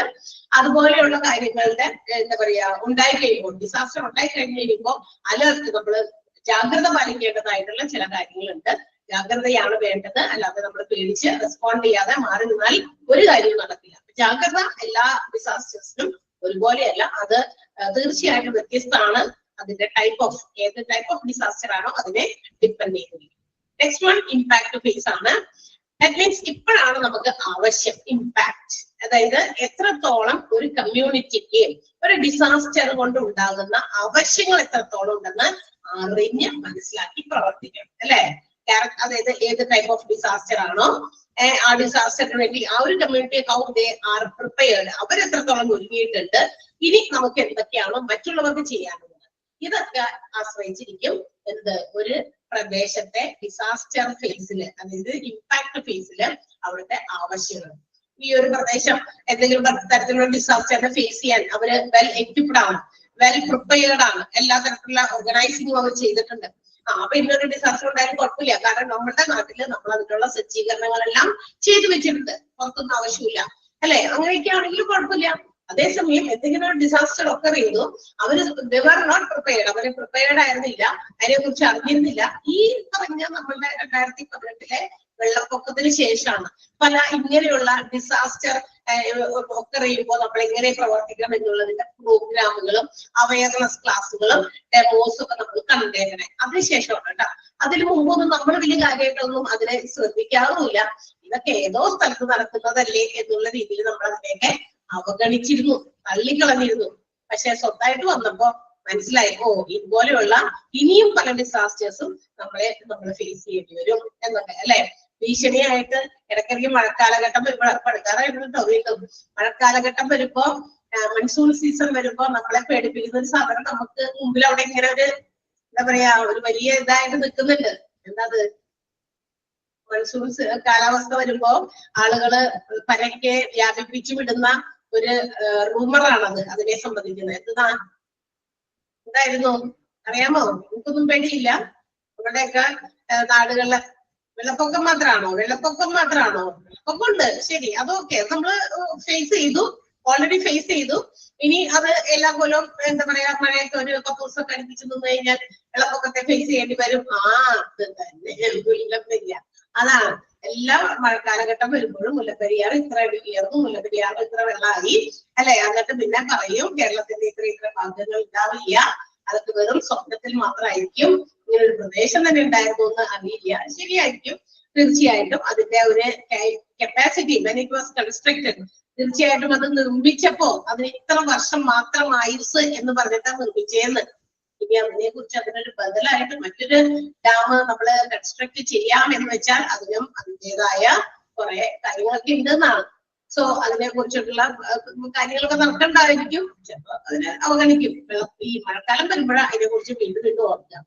അപ്പൊ ഏത് തരത്തിലുള്ളതാണെങ്കിലും ചിലതിനൊന്നും നമുക്ക് ഒന്നും ചെയ്യാൻ പറ്റില്ല, അങ്ങനെയുള്ള കാര്യങ്ങളൊക്കെ വന്നു കഴിഞ്ഞാൽ. പക്ഷെ നമുക്ക് ചില കാര്യങ്ങൾക്ക് നടപടികൾ അങ്ങനെ നേരത്തെ കൂടി സ്വീകരിക്കാം, പ്രിപ്പയർഡ് ആകാം എന്നാണ്. ഓക്കെ, അപ്പൊ നമ്മളുടെ എർത്ത് അതുപോലെയുള്ള ഇതൊക്കെ നമുക്ക് പ്രെഡിക്റ്റ് ചെയ്യാൻ പറ്റാത്തതാണ്. പ്രെഡിക്റ്റ് ചെയ്യാൻ പറ്റാത്തതിന് നമ്മൾ എന്ത് ചെയ്യും, അതിന്റെയൊക്കെ ഒരു ഭീകരത ഭയാനകമായിരിക്കും. എന്ന് വെച്ചാൽ നമ്മൾ ഇപ്പൊ എർത്ത് എന്ന് പറയുന്ന ഒരു ഡിസാസ്റ്റർ വന്നു കഴിഞ്ഞാൽ ഒരിക്കലും പ്രെഡിക്റ്റ് ചെയ്യാൻ പറ്റില്ല. അതുകൊണ്ട് തന്നെ അതിന് കൂടുതൽ നാശനഷ്ടങ്ങൾ സംഭവിക്കും, മനുഷ്യന്മാർക്കും വസ്തുക്കൾക്കും അല്ലെ സ്വത്തുക്കൾക്കും ഒക്കെ ഒത്തിരി നഷ്ടം സംഭവിക്കും. അതേസമയം നമ്മുടെ ഹരിക്കെയിൻസ്, സൈക്ലോൺസ് ഒക്കെ ഇല്ലേ, അത് കുറച്ചുകൂടി പ്രെഡിക്റ്റബിൾ ആണ്. കാലാവസ്ഥാ നിരീക്ഷകരൊക്കെ അതിനെ കുറിച്ചൊക്കെ ഇടയ്ക്കിടയ്ക്കൊക്കെ പഠനങ്ങൾ നടത്തി ഇന്ന സമയത്ത് ചുഴലിക്കാറ്റിന്റെ ഭാഗത്തുണ്ടാകാൻ സാധ്യതയുണ്ട് എന്നൊക്കെ അറിയിപ്പുകൾ വരാറുണ്ട് ഇല്ലേ, അതില്ലേ. അതേസമയം എർത്തുകൾക്ക് വരുന്നതിനെ കുറിച്ചിട്ട് അറിയിപ്പുകൾ നിങ്ങൾ എവിടെയെങ്കിലും കേട്ടിട്ടുണ്ടോ? ന്യൂസിലും മറ്റുമൊക്കെ പറയും അല്ലെ, ഇങ്ങനെ ഭാഗത്ത് ചുഴലിക്കാറ്റ് വരാൻ സാധ്യത, തീരപ്രദേശങ്ങളിൽ കടലിനടുത്തിരിക്കുന്നവര് മീൻപിടുത്തത്തിന് പോകുന്നവര് മത്സ്യബന്ധനത്തിന് പോകുന്നവരൊക്കെ ജാഗ്രത പാലിക്കണം എന്നൊക്കെയുള്ള വാർത്തകളിലും അല്ലെ ഒക്കെ പറയാറുണ്ട്. തീർച്ചയായിട്ടും എർത്തുകേക്സിനെ കുറിച്ച് മുന്നറിയിപ്പൊന്നും അങ്ങനെ വരാറില്ല എന്നുള്ളതാണ്. അപ്പൊ അത് പ്രെഡിക്റ്റബിൾ അല്ല, അതുകൊണ്ടാണ് പറയുന്നത് കേട്ടല്ലോ. അപ്പൊ അതാണ് ഇമ്പാക്ട്, അതായത് ഓരോ ഡിസാസ്റ്ററിന്റെ ഇമ്പാക്ട് ഫേസും ഡിഫറെന്റ് ആണ്. ബിക്കോസ് ചിലതൊക്കെ നമുക്ക് പ്രെഡിക്റ്റബിൾ ആണ്. പ്രെഡിക്റ്റബിൾ ആണെങ്കിൽ തീർച്ചയായിട്ടും നമുക്ക് അതിന് വേണ്ടിയിട്ടുള്ള തയ്യാറെടുപ്പുകൾ കുറച്ച് മുന്നേ ചെയ്യാം. ആളപായങ്ങളൊന്നും ഉണ്ടാവില്ല. ഇപ്പൊ ചുഴലിക്കാറ്റ് വരുന്നു അല്ലെങ്കിൽ സൈക്ലോൺസ് രൂപപ്പെടാൻ സാധ്യതയുണ്ട് എന്ന് പറഞ്ഞിട്ട് നിർദ്ദേശം കൊടുത്തു കഴിയുമ്പോൾ അതനുസരിച്ച് അത്തരം കാര്യങ്ങൾക്കൊക്കെ പോകുന്നവർ എന്ത് ചെയ്യും, ഒക്കെ അതിൽ പോകാതെയാകും, അവിടെ നിന്ന് അവരെ മാറ്റി പാർപ്പിക്കാം എന്നുള്ള കാര്യങ്ങളൊക്കെ ഉണ്ട് അല്ലെ. അതേസമയം എർത്ത് വരുമ്പോഴോ മുന്നറിയിപ്പില്ലാത്തത് കൊണ്ട് നമുക്ക് അവരെ മാറ്റി പാർപ്പിക്കാനൊന്നും പറ്റില്ല. അപ്പൊ അവിടുത്തെ സിറ്റുവേഷൻ കുറച്ചുകൂടി വേഴ്സ്റ്റ് ആണ്. അതാണ് പറയുന്നത്, earth are unpredictable, unexpected and extremely deadly എന്ന് പറഞ്ഞാൽ എന്താ അർത്ഥം? പെട്ടെന്ന് അതിന്റെ ഭീകരത ഭയങ്കര ഭയാനകമാണ്. കാരണം ഇത് നമുക്ക് അൺഎക്സ്പെക്ടഡ് ആണ്, അൺപ്രെഡിക്റ്റബിൾ ആണ് എന്നതുകൊണ്ട്. ഓക്കെ, ആൻഡ് അതില് നിങ്ങൾ അടയാളപ്പെടുത്തേണ്ട സെന്റൻസ് മാർക്ക് ചെയ്യേണ്ടത് ഈ ഒരു സെന്റൻസ് ആണ്, ഫസ്റ്റ് സെന്റൻസ് കേട്ടോ. The needs of the community during this period എന്നുള്ളത് this phase എന്നുള്ളത് this phase എന്നല്ല പഠിക്കേണ്ടത്, during impact phase എന്ന് പഠിക്കുമ്പോൾ depends largely on the characteristics of the disaster and the degree of preparedness. നമ്മൾ എത്രത്തോളം അതിനുവേണ്ടി പ്രിപ്പയർ ചെയ്തിരിക്കുന്നു അല്ലെങ്കിൽ ആ ഡിസാസ്റ്ററിന്റെ സ്വഭാവം എന്താണോ, ഇത് രണ്ടിൽ ആശ്രയിച്ചിരിക്കും ഒരു പ്രത്യേക പ്രദേശത്തെ ഡിസാസ്റ്റർ കൊണ്ട് അവർക്കുണ്ടാകുന്ന ആവശ്യങ്ങൾ ആണ് സെന്റൻസിന്റെ അർത്ഥം അല്ലെ. ആവശ്യം എന്ന് പറയുന്നത് എന്തോളം അവിടുത്തെ കാര്യങ്ങൾക്ക് ആവശ്യങ്ങളുണ്ടോ അത് ആശ്രയിച്ചിരിക്കുന്ന ഈ രണ്ട് കാര്യത്തിലാണ്, characteristics of the disaster and the degree of preparedness. Okay, ഇനി നോക്കാം, ഈ എർത്ത് ഉണ്ടാകുമ്പോ നമുക്കറിയാം ഒരുപാട് എന്താ പറയാ അപകടങ്ങൾ ആളുകൾക്ക് സംഭവിക്കും, ഇഞ്ചുറീസ് അല്ലെ. അതുകൊണ്ടുണ്ടാകുന്ന വലിയ ഇതാണ് ആളുകൾക്ക് പല രീതിയിലും എന്തെങ്കിലുമൊക്കെ സാധനങ്ങളൊക്കെ ഇടിഞ്ഞു വീണിട്ട് പല രീതിയിലുള്ള അപകടങ്ങൾ, മുറിവുകള്, മറ്റു കാര്യങ്ങളും ഉണ്ടായിരിക്കും. പിന്നെ ഇതിനകത്ത് അങ്ങനെയുള്ള അപകടങ്ങളും മാത്രമല്ല മറ്റൊന്നുകൂടി ഉണ്ടാകും. എർത്ത് ഉണ്ടാകുകയാണെങ്കിൽ ഈ എന്താ പറയുക ഇതെല്ലാം കൂടി ഇടിഞ്ഞു വീഴുമ്പോ ഈ വയറൊക്കെ ഷോർട്ടായിപ്പെട്ടെന്ന് ഭയങ്കരമായിട്ടുള്ള തീപിടുത്തം ഉണ്ടാകാൻ സാധ്യത. തീപിടുത്തം കൂടി ഉണ്ടാകുമ്പോൾ ബേൺസ്, ആൾക്കാരെ ഇത്തരം ഇഞ്ചുറീസ് കൂടാതെ എന്തുണ്ടാകും, പൊള്ളലേൽക്കതൊക്കെ ഉണ്ടായിരിക്കും. അപ്പൊ അങ്ങനെ വരുമ്പോ പൊള്ളലേൽക്കലൊക്കെ പെട്ടെന്ന് എന്താകാം, മരണത്തിലേക്കൊക്കെ പോകും. അപ്പൊ കൂടുതൽ മരണങ്ങൾക്ക് സാധ്യത ഈ പറയുന്ന പോലെ ഏതിലാണ്, എർത്ത് വെള്ളപ്പൊക്കത്തിനൊക്കെ അത്രയധികം ഉണ്ടാവില്ല, അത്രയും എന്താ പറയാ മനുഷ്യന്മാരുടെ മരണങ്ങൾ ചിലപ്പോ അത്രയും എണ്ണം ഉണ്ടാവില്ല. എർത്ത് ഇത്തരം അപകടങ്ങളും മരണങ്ങളും ഒക്കെ കൂടുതൽ ഉണ്ടാക്കുക. മോർട്ടാലിറ്റി റേറ്റ് വളരെ കൂടുതലായിരിക്കും. മോർട്ടാലിറ്റി റേറ്റ് മീൻസ് മരണനിരക്ക് കേട്ടോ, മരണനിരക്ക് വളരെ കൂടുതലായിരിക്കും. Because of the falling objects from above, ഫോളിൽ നിന്ന് താഴേക്ക് ഇടിഞ്ഞു വീഴുന്ന പല സാധനങ്ങളും വീഴുന്നത് കൊണ്ട് അവിടുത്തെ മരണനിരക്ക് കൂടുതലായിരിക്കും. ഏത് സമയത്ത്? എർത്ത് കേട്ടോ. അപ്പൊ ആ സെന്റൻസ് അണ്ടർലൈൻ ചെയ്യണേ. In earthquake, there is a high level of mortality as a result of people being crushed by falling objects. ആ ഒരു സെന്റൻസ് അണ്ടർലൈൻ ചെയ്യാമോ?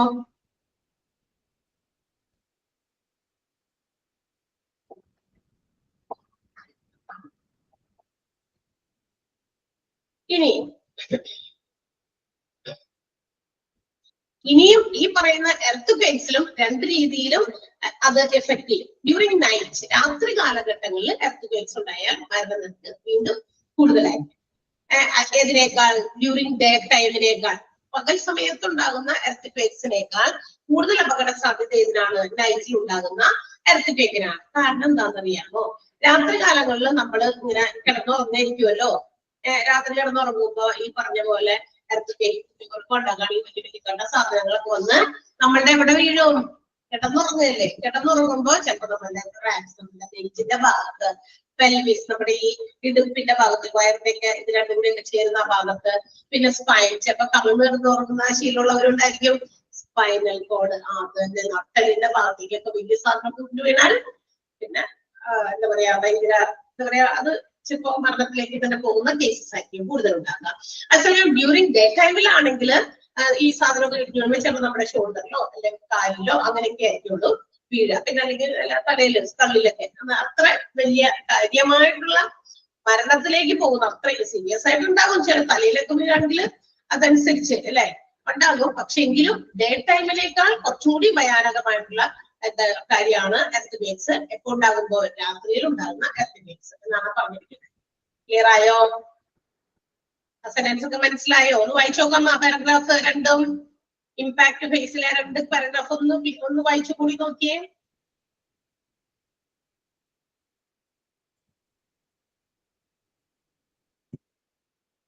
അതില് ആ ഡ്യൂറിങ് തുടങ്ങി ഒക്കർ വരെ ഒന്ന് അണ്ടർലൈൻ ചെയ്തത് കേട്ടോ. ഡ്യൂറിങ് നൈറ്റും ഡ്യൂറിങ് ഡേ ടൈമും എർത്ത് ഉണ്ടാകുമ്പോ ഈ പറയുന്ന രണ്ട് സമയത്തും എങ്ങനെയാണ് അതിന്റെ ഇഞ്ചുറീസ് ഉണ്ടാകുക എന്നുള്ളത് പറഞ്ഞിട്ടുണ്ട്. അതൊന്ന് അണ്ടർലൈൻ ചെയ്യാം.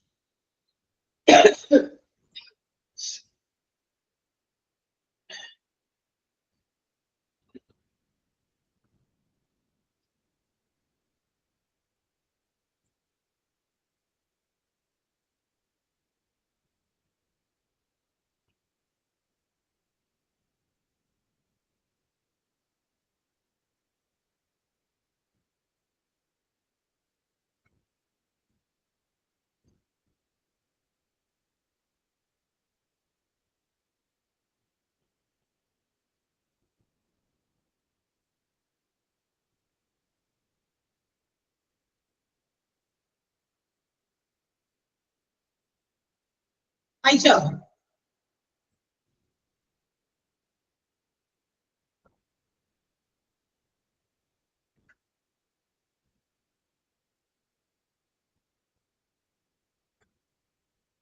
Yes, okay. അപ്പോ നമുക്ക് അറിയാം. അപ്പൊ നമ്മള് പറഞ്ഞു ഈ പറയുന്ന ഡിസാസ്റ്റേഴ്സ്, പല രീതിയിലുള്ള ഡിസാസ്റ്റേഴ്സിന് പല രീതിയിലുള്ള എന്താ പറയാ ഇമ്പാക്റ്റുകളായിരിക്കും ഉണ്ടാകുക. ചിലതൊക്കെ പെട്ടെന്ന് തീരുന്നതും എന്നാൽ അതുകൊണ്ടുണ്ടാകുന്ന ദൂഷ്യഫലങ്ങൾ അല്ലെ, അതിന്റെ ആഫ്റ്റർ ഇഫക്റ്റ് അല്ലെങ്കിൽ നെഗറ്റീവ് ഇമ്പാക്ട് കൂടുതലുമായിരിക്കും. ഭയങ്കര ഡേഞ്ചറസ് ആയിരിക്കും. മോർട്ടാലിറ്റി റേറ്റ് കൂടുതൽ ആകാനുള്ള സാധ്യതകളുണ്ടായിരിക്കും. അതേസമയം വളരെ ദീർഘകാലം നിൽക്കുന്ന ചില ഡിസാസ്റ്റേഴ്സ് കുറച്ച് കൂടുതൽ സമയം നിൽക്കുന്നു എന്നേ ഉള്ളൂ. അതേസമയം അപകടങ്ങളുടെയും മരണങ്ങളുടെയും സാധ്യതകൾ കുറച്ച് കുറവായിരിക്കും. അതിന് എക്സാമ്പിൾസ് ഒക്കെ നമ്മൾ പറഞ്ഞു കഴിഞ്ഞു. ഇനി മാത്രമല്ല ഡ്യൂറിങ് ഡേ ടൈമിലും നൈറ്റ് ടൈമിലുമാണ് എർത്ത് ഉണ്ടാകുന്നതെങ്കിൽ ഉണ്ടാകാവുന്ന മരണനിരക്കുകളുടെ എണ്ണത്തെ കുറിച്ച് ഒരു കമ്പാരിസണും നമുക്ക് പറഞ്ഞു. whatever it may be, എന്തു തന്നെ ആയിക്കോട്ടെ, priorities should be given for effort, relief effort. ഇവരെ ഏത് തരത്തിലുള്ള ഡിസാസ്റ്റർ ഉണ്ടായാലും അവരെ എന്താ പറയാ ദുരിതാശ്വാസപരമായിട്ടുള്ള പരിശ്രമങ്ങൾ എത്രയും പെട്ടെന്ന് ഉണ്ടായിരിക്കണം എന്നുള്ളതാണ്. അതിന് നമ്മൾ മുൻഗണന കൊടുക്കണം. അവരെയൊക്കെ എങ്ങനെ രക്ഷിക്കാം, ഇത്തരം സാഹചര്യങ്ങളിൽ പെട്ടവരെ പെട്ടെന്ന് നമ്മൾ അറിയാം. ലാൻഡ് സ്ലൈഡ് ഒക്കെ ഉണ്ടായിട്ട് ഒരുപാട് പേര് ഇപ്പോഴും എന്താ പറയാ സ്റ്റിൽ ബോഡീസ് പോലും റെക്കഗ്നൈസ് ചെയ്ത് ഐഡന്റിഫൈ ചെയ്യാൻ പറ്റാത്ത ആളുകളുടെ ഒരുപാട് കിട്ടിയും കുറെ പേരുടെ ശരീരങ്ങൾ കണ്ടെത്താത്തവരുണ്ട്. അവരുടെ റിലേറ്റീവ്സ് മറ്റേ ഉള്ളവരൊക്കെ പറഞ്ഞു കേട്ടതിൽ നിന്നല്ലേ ആളെ കണ്ടിരിക്കാൻ പറ്റിയില്ല എന്നുള്ളത്. ഇങ്ങനെ കുറെ കാര്യങ്ങളൊക്കെ നമ്മൾ കേട്ടു. അപ്പോ അത് അത്തരമൊരു ഡിസാസ്റ്റർ ആണ് കണ്ടോ. അപ്പൊ അത് മണ്ണിടിച്ചില് എന്ന് പറയുമ്പോൾ അതിങ്ങനെ ഇടിഞ്ഞു വീണ് കഴിഞ്ഞാൽ പിന്നെ അതിന്റെ അടിപ്പെട്ട എത്ര ആഴത്തിൽ നമ്മൾ അതിനെ കുഴിക്കണം അല്ലെങ്കിൽ അതിൽ നിന്ന് കിട്ടാനായിട്ട് അതും ദിവസങ്ങളോളം എടുത്തു. നമ്മള് അങ്ങനത്തെ 1-2 കേസസ് നമ്മൾ കണ്ടതാണ് അല്ലെ. ഒരാൾക്ക് വേണ്ടി ഒരുപാട് ഒരു 1.5 മാസക്കാലം നിൽക്കേണ്ടി എന്താ പറയാ അന്വേഷിച്ചുകൊണ്ടിരുന്നു പല സ്ഥലങ്ങളിലും. എന്നിട്ടാണ് ആളുടെ ഒരു ബോഡി കിട്ടിയത്. നമുക്കറിയാം ഇങ്ങനത്തെ കാര്യങ്ങളൊക്കെ. അപ്പോൾ ഡിസാസ്റ്ററുകൾ ഒക്കെ അറിയും. പക്ഷെ we have to give priority for relief effort. ദുരിതാശ്വാസത്തിന് വേണ്ടിയിട്ടുള്ള എഫേർട്ടുകൾക്ക് നമ്മൾ കൂടുതൽ പ്രാധാന്യം നൽകണം, പ്രയോറിറ്റി നൽകണം. We have no time to wait. ആരും അതിന്റെ എന്താ പറയാ റെസ്പോണ്ട് ചെയ്യാനായിട്ട് ഒരിക്കലും നമ്മൾ വെയിറ്റ് ചെയ്യരുത്. ഇമ്മീഡിയറ്റ് റെസ്പോൺസ് എന്നുള്ളത് ഒരിക്കലും നമ്മള് ആർക്കെങ്കിലും എവിടെന്നെങ്കിലും ഇത് എത്രത്തോളം ഉണ്ട് എന്നുള്ള ഒരു ഡീറ്റെയിൽഡ് എക്സാമിനേഷനൊന്നും അവിടെ സമയമില്ല. പെട്ടെന്ന് നമ്മൾ റിയാക്ട് ചെയ്യാനുള്ള കാര്യങ്ങൾ ചെയ്യണം എന്നുള്ളതാണ്. തീർച്ചയായിട്ടും ആ പ്രത്യേക പ്രദേശത്തെ ലോക്കൽ എഫേർട്സ് എത്രത്തോളം ഉണ്ട്, ലോക്കൽ എഫേർട്സ് എന്ന് വെച്ചാൽ ലൊക്കാലിറ്റിയിലുള്ള ആളുകൾ എത്രത്തോളം എഫേർട്ട് എടുക്കുന്നു, ജീവിച്ചിരിക്കുന്നവര് വേറെ കുഴപ്പമൊന്നും പറ്റാത്തവര് മറ്റുള്ളവരുടെ ജീവനെ രക്ഷിക്കാൻ മറ്റുള്ള കാര്യങ്ങൾ ചെയ്യാനായിട്ട് എത്രത്തോളം നല്ല രീതിയിൽ അവർ എഫേർട്ട് എടുക്കുന്നോ അല്ലെങ്കിൽ എത്രത്തോളം ആ ഒരു കമ്മ്യൂണിറ്റി പ്രിപ്പയർഡ് ആയിട്ടിരിക്കുന്നോ അത്രയും ഇഫക്റ്റീവായിട്ട് റിലീഫ് എഫേർട്ടുകൾ നടക്കും. അതാണ് മനസ്സിലായോ. നമ്മൾ പ്രിപ്പയർഡ് ആയിരിക്കണം. നമ്മള് റിലീഫ് എഫേർട്ടുകൾ എത്രത്തോളം ഇടുന്നുവോ അത്രയും ഇഫക്റ്റീവായിട്ട് ആ കാര്യങ്ങൾ നടക്കുമെന്നാണ് ലാസ്റ്റ് സെന്റൻസ് പറയുന്നത്. The effectiveness of the relief effort will depends entirely on local efforts on how adequately the community is prepared എന്നുള്ള സെന്റൻസ് ഒന്ന് അനലൈസ് ചെയ്തിട്ടുണ്ട്.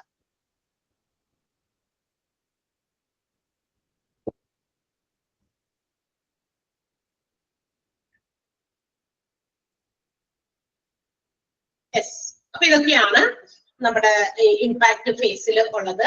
മാത്രമല്ല ഈ ഒരു ഫേസിൽ എവറിത്തിങ് ഷുഡ് ബി പ്ലാൻ. ഏതാ underline ചെയ്യേണ്ടതാണോ? Effectiveness of the relief effort will depend entirely on local efforts. Local ആളുകൾ local എഫേർട്ടുകൾ നമ്മൾ എത്രത്തോളം എടുക്കുന്നുവോ മാത്രമല്ല നമ്മൾ ആ കമ്മ്യൂണിറ്റി എത്രത്തോളം പ്രിപ്പയർഡ് ആയിട്ടിരിക്കുന്നുവോ അത്രയും ഇഫക്റ്റീവ് ആയിട്ട് നമ്മുടെ റിലീഫ് എഫേർട്ടുകൾ നടക്കും. മനസ്സിലായി. നമ്മൾ അതിന് വേണ്ടിയിട്ട് ഒരുങ്ങി ഇരിക്കണം എന്നുള്ളതാണ്.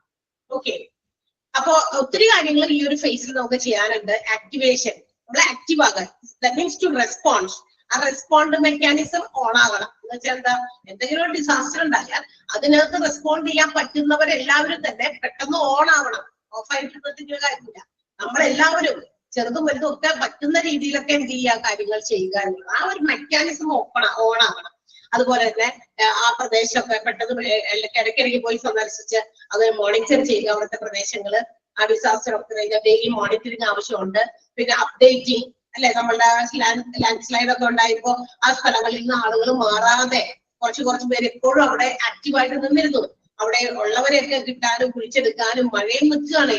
ഈ രണ്ടും കൂടി ആകുമ്പോൾ ജോലിയും കുറയും. അല്ല, ജോലി എടുക്കാൻ പറ്റില്ല. മഴ ഇങ്ങനെ സ്റ്റിൽ കണ്ടിന്യൂ ചെയ്തുകൊണ്ടിരിക്കുമ്പോ അത് കുഴിച്ചെടുത്ത ആളുകളെ ആരൊക്കെയാണ്, ആരെങ്കിലും പെട്ടിരുന്നോ, ഇനിയും അവിടെ ജീവനോടെ തന്നെ പെട്ടിരുന്നോ എന്നൊക്കെ അറിയാൻ വേണ്ടി ഒരുപാട് കഷ്ടപ്പെട്ടു ആൾക്കാര് അല്ലെ. അപ്പൊ അത്തരം റെസ്പോൺസ് മെഷേഴ്സ് എത്രത്തോളം ഡെയിലി നമ്മൾ ചെയ്യുന്നുണ്ട് അതിനെയൊക്കെ കൃത്യമായിട്ട് അസസ് ചെയ്യണം. മാത്രമല്ല മറ്റ് പുറത്തുനിന്നുള്ള അസിസ്റ്റൻസ് ഇനിയും നമ്മുടെ നാട്ടിലുള്ളത് പോരാ, പുറത്തുനിന്ന് ആരെങ്കിലും ഒക്കെ കൊണ്ടുവരണം, ഇത് നമ്മളെ കൊണ്ട് പറ്റില്ല എന്നൊക്കെ പറഞ്ഞ് അങ്ങനെയാണെങ്കിൽ അതും അതിന് വേണ്ടിയിട്ടുള്ള കാര്യങ്ങളും ഔട്ട്സൈഡ് അസിസ്റ്റൻസും എല്ലാം ഇതൊക്കെ ഈ പ്ലാനിങ്ങിൽ ഉണ്ടായിരിക്കണം. ഏത് ഫേസില്? ഇമ്പാക്ട് ഫേസിൽ കേട്ടോ. അപ്പൊ ആ ഒരു സെന്റൻസ് അണ്ടർലൈൻ ചെയ്യണം. ഡ്യൂറിംഗ് ദിസ് ഫേസ് എന്നാണ്, ദിസ് മാറ്റി അവിടെ ഇമ്പാക്ട് ഫേസ് മാറ്റിയിട്ട് പഠിക്കണം. During impact phase, planning will include activation of the response mechanism, daily monitoring, updating of response measures, and coordinating outside assistance. If necessary, അത് വേണ്ട, അവരുടെ മാറ്റിയിട്ട് ബാക്കി. ഓക്കെ, ഇതൊക്കെ ആവശ്യമുണ്ടെങ്കിൽ തന്നെയാണല്ലോ ഇതൊക്കെ എടുക്കേണ്ടത്. യെസ്, അടുത്തത് പോസ്റ്റ് ഇമ്പാക്ട് ഫേസ് ആണ്. അതായത് നമ്മളുടെ ഡിസാസ്റ്റർ കഴിഞ്ഞു. ഡിസാസ്റ്റർ എന്ന് പറയാൻ സാധനം ഒക്കെ ചെയ്ത് കഴിഞ്ഞു. മേ ബി എർത്ത് ക്വേക്ക് ആകാം, ഹരിക്കേൻ ആകാം, സൈക്ലോൺ ആകാം, ഫ്ലഡ് ആകാം, ഫാമിലി ആകാം. ആ ഒരു സംഭവം സംഭവിച്ചു കഴിഞ്ഞു. ആഫ്റ്റർ ദാറ്റ് അതിനുശേഷം ഉണ്ടാകുന്ന ഒരു പീരീഡ്, അതിനെയാണ് നമ്മൾ പോസ്റ്റ് ഇമ്പാക്ട് ഫേസ് എന്ന് വിളിക്കുക. That means few days soon after the impact of disaster. Disaster ഒക്കെ ചെയ്തതിന് ശേഷമുള്ള കുറച്ച് ദിവസങ്ങൾ. നമ്മൾ പറഞ്ഞു ഡിസാസ്റ്റർ കഴിഞ്ഞിട്ടുള്ള ദിവസങ്ങള് ചിലപ്പോ എന്താ പറയാ ദിവസങ്ങൾ ഉണ്ടാവും, ചിലപ്പോ കുറച്ച് ദിവസം മാത്രം ഉണ്ടാവും. അത് കഴിഞ്ഞ് നമ്മളെല്ലാം റിക്കവർ ചെയ്യാം. ചിലത് കുറച്ചുകൂടി നീളും, അലർട്ട് ഫേസ് പോലെ തന്നെ അതും it depends upon the type of disaster. ഡിസാസ്റ്ററിന്റെ ടൈപ്പ് അനുസരിച്ച് അത് മാറും അല്ലെ. അപ്പൊ ആ ഒരു കുറച്ച് ദിവസങ്ങൾ അല്ലെങ്കിൽ കുറച്ച് ആഴ്ചകളാകാം, അല്ലെങ്കിൽ ചിലപ്പോ കുറച്ച് മാസങ്ങളാകാം, വണ്ടവർ ഇറ്റ്. ആ ഒരു സമയത്തെയാണ് നമ്മൾ എന്ത് വിളിക്കുക, പോസ്റ്റ് ഇമ്പാക്ട് ഫേസ് എന്ന് വിളിക്കാം കേട്ടോ. അപ്പൊ എന്താണ് post impact phase? May vary between a few days, several months following the initial impact. Impact ഉണ്ടായതിനു ശേഷം ഉണ്ടാകുന്ന കുറച്ച് ദിവസങ്ങൾ അല്ലെങ്കിൽ കുറച്ച് മാസങ്ങൾ. അപ്പൊ ഈ ഒരു ഫേസിൽ നമുക്ക് എന്തൊക്കെ കാര്യങ്ങൾ ചെയ്യണം? ഈ ഒരു ഫേസിൽ, പോസ്റ്റ് ഇമ്പാക്ട് ഫേസിൽ what have to be done? നമുക്ക് നോക്കാം. The following actions should be taken during this phase. ഈ ഫേസിൽ നമ്മൾ ആവശ്യം വേണ്ട ചില കാര്യങ്ങൾ ചെയ്യാനുള്ളത് എന്തൊക്കെയാണെന്ന് നോക്കിയേ. ഒന്ന്, evacuating the survivors to safe areas and providing shelters to the homeless. അപ്പൊ നമ്മള് ഈ പറഞ്ഞ പോലെ ആ ഡിസാസ്റ്ററില് വയ്യാണ്ടായവരെ, അതായത് മരണത്തോട് മല്ലടിക്കുന്നവരെ, ഒരുപാട് വലിയ ഇഞ്ചുറീസ് ഉണ്ടായവരെ, അല്ലെ ഒട്ടും വയ്യാണ്ടായവരൊക്കെ നമ്മൾ ഹോസ്പിറ്റലൈസ്ഡ് ആയിട്ടിരിക്കുന്നത്. എന്നാൽ ഇതിൽ സർവൈവ് ചെയ്തവരുണ്ടാവൂലേ എന്ന് വെച്ചിട്ടുണ്ടെങ്കിൽ നേരത്തെ ഞാൻ പറഞ്ഞ പോലെ തലനാരിഴക്കിൽ ഒന്നും പറ്റാതെ, അല്ലെ ദൈവം സഹായിച്ചു ഒന്നും പറ്റാതെ രക്ഷപ്പെട്ടവരുണ്ടായിരിക്കും. അവരെ നമ്മൾ കണ്ടില്ല എന്ന് വെക്കാൻ പാടുണ്ടോ? അവരാ ട്രോമയിലായിരിക്കും. ഇതെല്ലാം ഫേസ് ചെയ്ത് കണ്ണുകൊണ്ട് നേരിട്ട് കണ്ടതാണ്. അതിനേക്കാൾ വലിയൊരു ഭീകരത ഒന്നുമില്ല അല്ലെ. ഒരു വലിയ ദുരന്തത്തെ നേരിട്ട് നമ്മൾ കാണുമ്പോൾ ഉണ്ടാകാവുന്ന ആ ഒരു എന്താ പറയാ, ഒരു സ്റ്റേറ്റ് ഓഫ് മൈൻഡ്, നമ്മുടെ മനസ്സിന്റെ ഒരു അവസ്ഥ അല്ലെ, അങ്ങനെ ഫേസ് ചെയ്യേണ്ടി വന്നിട്ടുണ്ടോ? നമുക്ക് എപ്പോഴെങ്കിലും ഇങ്ങനെയൊക്കെ ഉണ്ടായിട്ടുണ്ടോ? ഏതെങ്കിലും സാഹചര്യം നമ്മുടെ നാട്ടിലൊക്കെ എന്തെങ്കിലും അങ്ങനത്തെ ഒരു സാഹചര്യം നടക്കുക, അത് നമ്മൾ നേരിട്ട് കാണേണ്ടി വന്നു. അത് ആ ഒരു സാധനം നമ്മുടെ മൈൻഡ് ചെയ്തത് പോകാൻ ഇറ്റ് വിൽ ടേക്ക് ടൈം, കുറച്ച് സമയമൊക്കെ എടുക്കും. അത് എന്നും ഓർക്കുകയും ചെയ്യും. ഒരിക്കലും നമ്മുടെ മൈൻഡ് ചെയ്തത് എന്താ പറയാ, കംപ്ലീറ്റ്ലി അതിനെ നമുക്ക് വാഷ് ഔട്ട് ചെയ്യാനൊന്നും പറ്റൊന്നുമില്ല. പക്ഷെ അത് അവിടെ ഉണ്ടാകും അല്ലെ. ഇടയ്ക്കിടയ്ക്ക് അപ്പൊ നമ്മളുടെ ഞെട്ടലോടെ നമ്മളത് ഓർക്കും. ചിലപ്പോ നമ്മൾ വിചാരിക്കും അയ്യോ അതൊന്നും ഓർക്കാൻ പറ്റാത്ത സാഹചര്യങ്ങളാണ് എന്നൊക്കെ നമ്മൾ ഓർക്കുന്ന. വെള്ളപ്പൊക്കമൊക്കെ വന്നപ്പോ അതിൽ നീന്തി എന്താ പറയാ, ഇത്രയും വെള്ളത്തില് പിള്ളേരൊക്കെ അന്ന് കുറച്ചുകൂടി ചെറുതപ്പ അവരെയൊക്കെ പിടിച്ച് വലിച്ചെടുത്ത് തോളത്തെച്ച് ഒക്കെ നമ്മൾ കൊണ്ടുപോയതൊക്കെ അത് നമ്മൾ ഓർക്കാൻ ഇഷ്ടപ്പെടുന്നില്ല. ഒരു കരയിലേക്ക് എത്താൻ, അല്ലെങ്കിൽ നമ്മൾ പറഞ്ഞല്ലോ സ്കൂളിന്റെ പക്കത്തിലേക്ക് എത്താനായിട്ട് നല്ല ഒഴുക്കും ഉണ്ടായിരുന്നു വെള്ളത്തിന്. ചില സ്ഥലത്ത് നിന്നൊക്കെ വരുന്ന വെള്ളത്തിന്, എല്ലായിടത്തും അല്ല, ചില സ്ഥലത്തൊക്കെ ഇങ്ങനെ സ്റ്റക്കായിട്ട് ഇങ്ങനെ സ്റ്റില്ലായിട്ട് നിൽക്കുന്നത്, വെള്ളത്തിന് ഒരു അനക്കൂല എന്നൊക്കെയായിരുന്നു. പക്ഷെ ചില സ്ഥലത്തേക്ക് നമ്മൾ ഇങ്ങനെ ഒരുപാട് ദൂരമൊക്കെ നടന്നിട്ടാണ് ഈ പറയുന്ന സ്കൂളിന്റെ അടുത്തേക്ക് എത്തുന്നത്. അപ്പൊ അവിടെ വരെ എത്തുമ്പോഴേക്കും ചിലപ്പോ ഏതെങ്കിലുമൊക്കെ ഒന്ന് കയ്യിൽ നിന്ന് വിട്ടുപോയാൽ പോയി തന്നെ. അപ്പൊ അങ്ങനത്തെ സിറ്റുവേഷൻസ് അത് നമ്മൾ ഓർക്കാൻ ഇഷ്ടപ്പെടുന്നില്ല കേട്ടോ. അപ്പൊ അങ്ങനെയുള്ള കാര്യങ്ങളൊക്കെ അതില് ഫേസ് ചെയ്തിട്ട് നമ്മൾ സർവൈവ് ചെയ്തവരാണ്. സർവൈവ് ചെയ്തെങ്കിലും അവരെയും നമ്മൾ എന്ത് ചെയ്യണം, സേഫ് ആയിട്ടുള്ള ഏരിയയിലേക്ക്. കാരണം അതൊക്കെ ഇങ്ങനെ നേരിട്ട് നിൽക്കുമ്പോ തന്നെ ഇങ്ങനെ നോക്കിക്കൊണ്ടിരുന്നാൽ അവര് പിന്നീട് എന്താ പറയാ വേറെ എന്തെങ്കിലും സ്റ്റേറ്റ് ഓഫ് മൈൻഡിലേക്ക് ആയി പോകും. അപ്പൊ അങ്ങനെയുള്ളവരെ സേഫർ ആയിട്ടുള്ള സ്ഥലങ്ങളിലേക്ക് മാറ്റാനും അവർക്ക് വേണ്ടത്ര ഷെൽട്ടേഴ്സ് പ്രൊവൈഡ് ചെയ്യാൻ പറ്റുന്ന രീതിയിൽ, കാരണം വീടൊക്കെ ഇല്ലാതെ പോയിരിക്കുന്ന അത്തരം ഡിസാസ്റ്റർ ആണെങ്കിലും അത്തരം സേഫ് ആയിട്ടുള്ള സ്ഥലങ്ങൾ താൽക്കാലികമായിട്ട് കെട്ടിയ ഉണ്ടാക്കിയ വീടുകളിലോ അല്ലെങ്കിൽ ഏതെങ്കിലും സ്കൂളുകളോ മറ്റു സാധനങ്ങളൊക്കെ എന്തെങ്കിലും ഒഴുകി കിടക്കുന്ന ബിൽഡിങ്സ് ഒക്കെ ഉണ്ടെങ്കിൽ അത്തരം സേഫർ ആയിട്ടുള്ള സ്ഥലങ്ങളിൽ അവർക്ക് ഷെൽട്ടർ പ്രൊവൈഡ് ചെയ്യുക. അതാണ് ഒന്നാമത്തെ. ഇവാക്യുവേറ്റ് എന്ന് പറഞ്ഞാൽ ഒഴിപ്പിക്കുക. മനസ്സിലായ? സർവൈവേഴ്സിനെ ഒക്കെ ഒഴിപ്പിച്ച് വേഗം തന്നെ അവരെ എവിടെയെങ്കിലും സേഫർ ഏരിയസിലേക്ക് കൊണ്ടുപോകുക. ഒന്നാമത്തെ പോയിന്റ് ക്ലിയർ ആയോ? ഇനി അവിടെ കൊണ്ടുപോയി ഇട്ടാൽ മതിയോ കുട്ടികളെ? പോരാ. Provide sufficient food and water. ആവശ്യത്തിന് ഒരു നേരെങ്കിലും ഇതിന് ഭക്ഷണം കൊടുക്കാനും എല്ലാ നേരവും ചിലപ്പോ കൊടുക്കാൻ പറ്റിയെന്നല്ല. ഇപ്പൊ നമ്മള് വെള്ളപ്പൊക്കത്തിൽ പോയിരുന്നു കഴിഞ്ഞപ്പോ നമ്മള് ഫുഡൊന്നും കഴിച്ചില്ല, വെള്ളം പോലും ഇറക്കാൻ പറ്റുന്നില്ല. കാരണം കിടക്കുന്ന വെള്ളം ഇങ്ങനത്തെ വെള്ളമല്ലേ അല്ലെ. നമ്മൾ എവിടെ നിന്ന് കഴിക്കുക വെള്ളം? പൈപ്പും ഒക്കെ വെള്ളത്തിന്റെ അടിയിൽ മുങ്ങി. പിന്നെ എവിടെ നിന്ന് വെള്ളം കഴിക്കുക? ഒരു രക്ഷയൊന്നും ഉണ്ടായിരുന്നില്ല. ഒരു ദിവസം complete without water and food നമ്മൾ അങ്ങനെ കഴിഞ്ഞു കൂടി. ഒരു ദിവസം ഫുള്ള് പിള്ളേരും ഒക്കെ അല്ലെ. ഒരു സ്കൂളിന്റെ പൊക്കത്തിൽ എന്ന് പറയുമ്പോൾ സ്കൂളിലുള്ളത് അറിയാം, നമുക്ക് കട്ടിലും ഇതൊന്നുമില്ല, ഒരു എന്താ പറയാ ഡെസ്ക് ആയിരിക്കും. ഒരു ഇത്രയും ഒരാൾക്ക് എന്താ പറയാ കിടക്കാൻ പറ്റുന്ന അത്രയും വീതിയുള്ള ഒരു ഡെസ്ക്. അങ്ങനത്തെ കുറെ ഡെസ്ക് ഒന്നുമില്ല, ഒത്തിരി ആളുകളുണ്ട്, 10,000 ആളുകളൊക്കെയാണ്. അപ്പൊ ഒരു ഡെസ്കില് 2 കൊച്ചുങ്ങളെ അപ്പുറത്തും ഇപ്പുറത്തെങ്കിലൊക്കെ കിടത്തിയിട്ട് നമ്മളൊക്കെ അങ്ങനെ നിന്ന് നേരം വെളുപ്പിച്ചു. അതുപോലെ അനുഭവം ഒത്തിരി പേർക്കൊക്കെ ഉണ്ടായിട്ടുണ്ടാകും.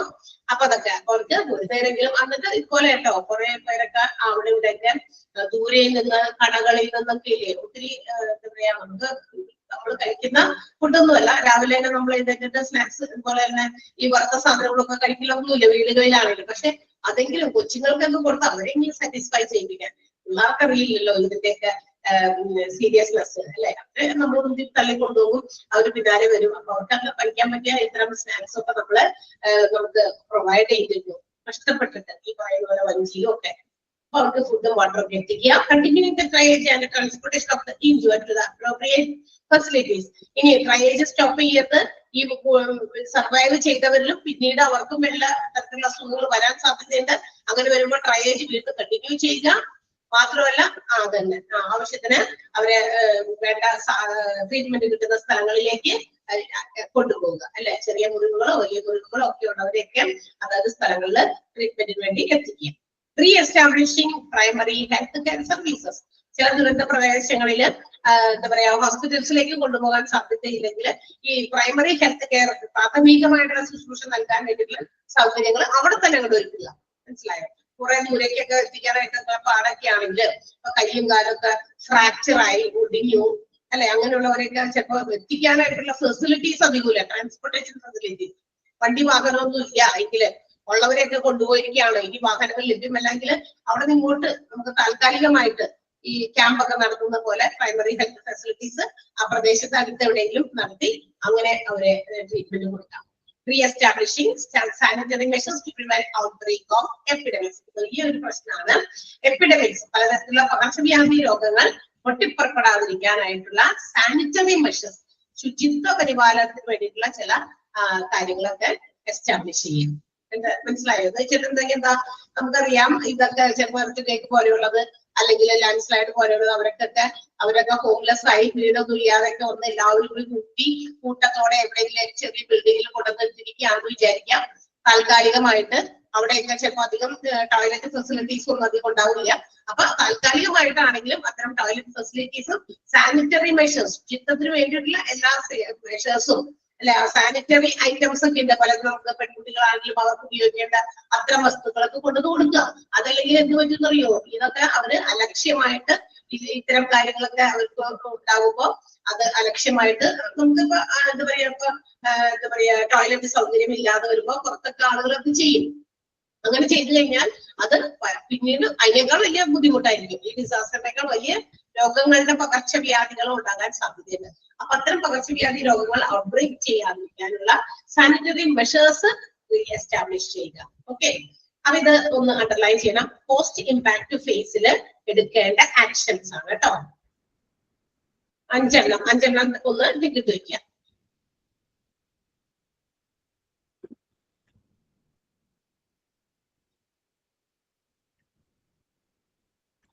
ഓക്കെ,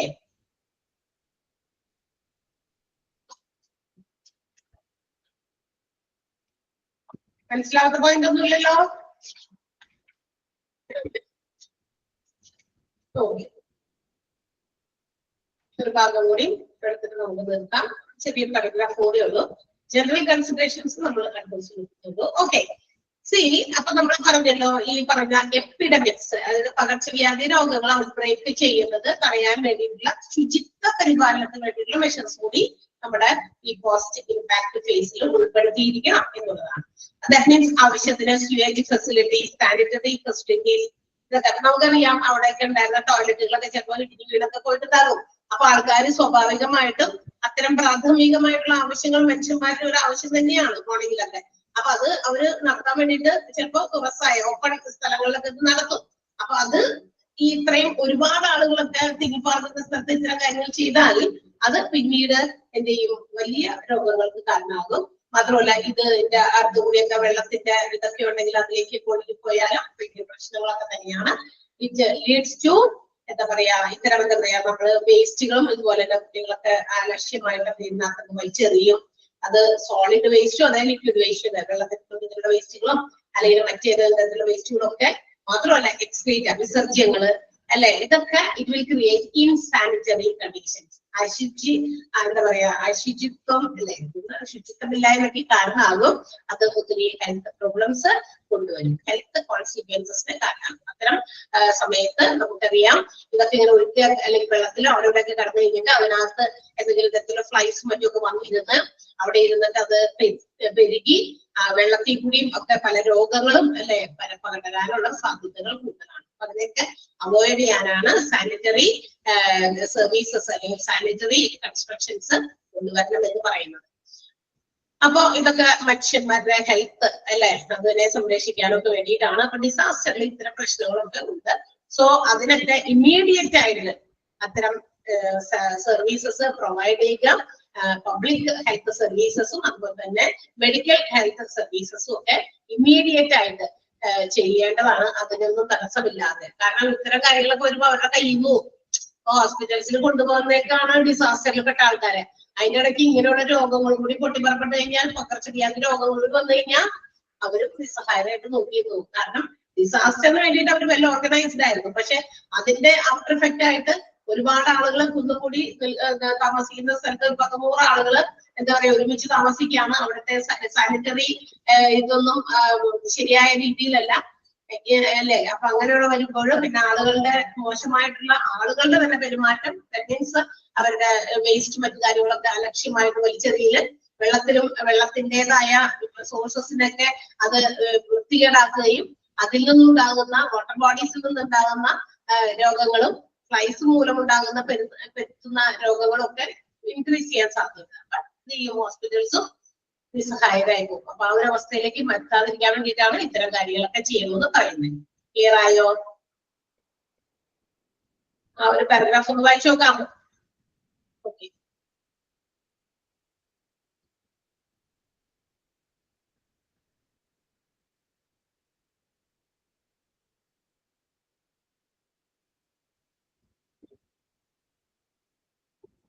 അവിടെ നമുക്ക് അണ്ടർലൈൻ ചെയ്യാനൊന്നുമില്ല, ജസ്റ്റ് ഒന്ന് വായിച്ചു നോക്കാം.